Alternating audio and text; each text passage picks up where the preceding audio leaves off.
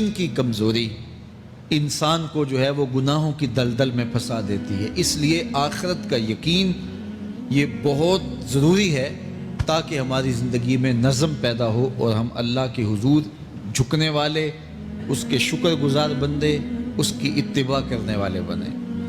تو اب وہ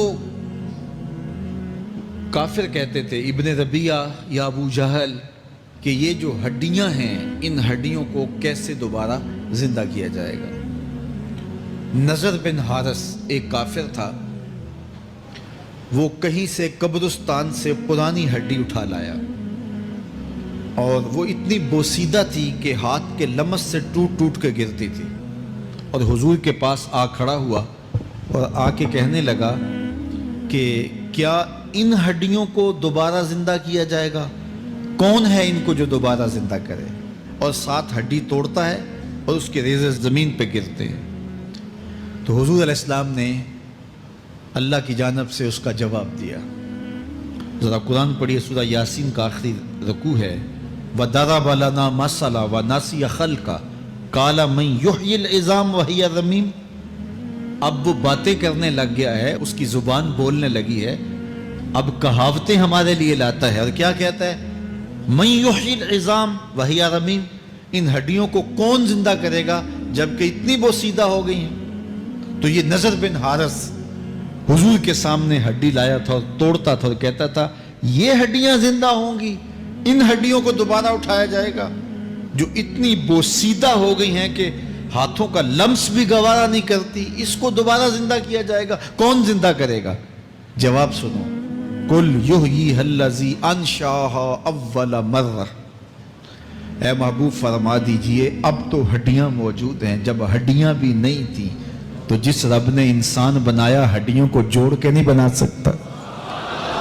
اب تو میٹیریل موجود ہے جب میٹیریل بھی موجود نہیں تھا. هل أتى على الإنسان حين من الدهر لم يكن شيئا مذكورا. انسان پر وہ وقت بھی آیا ہے جب یہ قابل ذکر چیز ہی نہیں تھا، اس کا نقشہ نہیں تھا، اس کی صورت نہیں تھی، اس کا میٹیریل نہیں تھا، اس کا مادہ نہیں تھا. لیکن جس نے حضرت انسان بنایا، پانی کی بوند سے تخلیق کیا، تو اب کیا وہ ہڈیوں کو جوڑ کر انسان نہیں بنا سکتا؟ تو یہ کفار بات کرتے تھے کہ نہیں نہیں نہیں، اتنی بوسیدہ ہڈیوں کو کیسے زندہ کیا جائے گا، یہ بات سمجھ میں نہیں آتی. پھر ان کے ذرے بکھر گئے، بعض انسانوں کو جانور چیڑ پھاڑ کے کھا گئے، کچھ وہ کھا گئے، کچھ ہڈیاں پڑی رہ گئیں، کچھ ان کی ہڈیاں راکھ بن کے اڑ گئیں. تو کیسے ہو سکتا ہے کہ ان کو دوبارہ زندہ کیا جائے، ان کے اجزاء جوڑے جائیں؟ اب یہ عدی بن ربیعہ نے بھی یہی کہا. اللہ ارشاد فرماتا یحسب الانسان ان لن نجمع عظامہ. یہ آدمی گمان کرتا ہے، کہتا ہے کیا ہڈیوں کو دوبارہ زندہ کیا جائے گا؟ اللہ فرماتا ہے کیوں نہیں، ہم اس بات پہ قادر ہیں کہ اس کے انگلیوں کے پور پور کو دوبارہ کھڑا کر دیں اور اس کے اجزاء جو بکھرے ہوئے ہیں ان کو ہم اکٹھا کر کے دوبارہ ان کو جوڑ دیں. ہمارے لیے کوئی مشکل نہیں ہے. لیکن یہ اس کا خیال ہے کہ ہڈیوں کو کیسے جوڑا جائے گا. لیکن سورہ یاسین میں جو دلیل دی اس پہ کس قدر جو ہے وہ اشش کرنے کو جی چاہتا ہے. فرمایا کہ قُلْ يُحْيِيهَا الَّذِي أَنشَأَهَا أَوَّلَ مَرَّةٍ. یہ کہتے ہیں یہ ہڈیاں کون جوڑے گا؟ کہا جب ہڈیاں بھی نہیں تھی، جس نے ہڈیاں بنائی اس کے لیے جوڑنا کیا مشکل ہے. تو یہ عجیب تم نے بات کی. تو اللہ تعالیٰ جل شانہ قیامت کے دن ہمارے وجود دوبارہ اٹھائے گا اور اپنے حضور بندوں کو کھڑا کرے گا اور ان سے سوال پوچھے گا. یہ نہیں ہے کہ جو مرضی کرتے گئے. ایک آدمی نے ظلم کیا، جبر کیا، زیادتیاں کی، لوگوں کا حق لوٹا، لوگوں کا مال غصب کیا، عزتیں پامال کی، اور اتنا مؤثر تھا کہ عدالتیں وہ خرید لیتا تھا، کچہریاں وہ خرید لیتا تھا، پولیس وہ خرید لیتا تھا، کوئی سے پوچھنے والا نہیں تھا، اس کی بات چلتی تھی، اس کا فون چلتا تھا، اس کا رکا چلتا تھا.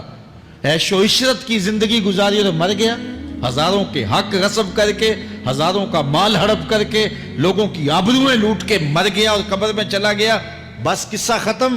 اب نہ وہ اٹھے گا، نہ اس سے حساب لیا جائے گا. تو پھر انصاف کہاں گیا؟ ایک عدالت ایسی ہونی چاہیے کہ جس عدالت میں اس کو بھی پکڑا جائے اور ٹکٹکی پہ باندھا جائے کہ دنیا پر تو کسی نے تجھے پکڑا نہیں، آ اس عدالت میں تیرے خلاف سلطانی گواہ بھی موجود ہیں اور تجھے گناہوں کا جرم کا بدلہ بھی دیا جائے گا، اور منصف جو ہے وہ انصاف کرے اور ان مظلوموں کو کھڑا کیا جائے کہ دنیا پر تو تمہاری داد رسی کسی نے کی، اس دربار میں تمہاری پوری پوری داد رسی کی جائے گی۔